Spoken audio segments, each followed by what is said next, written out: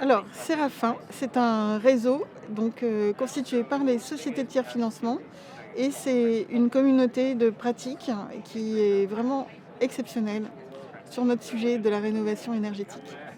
À quelles conditions le marché va décoller?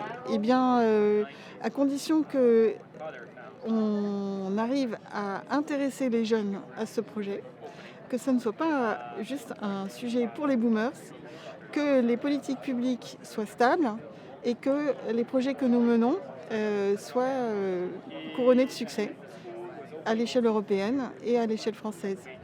Le vœu que j'ai à émettre, c'est qu'on se parle beaucoup plus et qu'on coopère, qu'on se fasse confiance et qu'on arrive à créer un marché qui satisfasse autant les gens que les entreprises, que les pouvoirs publics.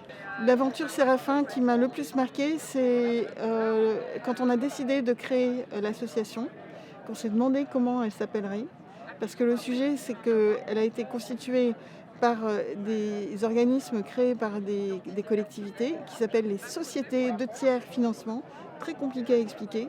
Puis tout d'un coup, on s'est dit services territoriaux de la rénovation, accompagnement, financement, et bien ça fait Séraphin.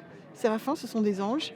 Et tout d'un coup, on s'est senti waouh, c'était vraiment voilà, un ange est passé. Alors, Séraphin, c'est un collectif qui est très jeune, donc il faut s'en occuper, faire attention. Rien n'est gagné. Donc, oui, je dirais que c'est encore un bébé.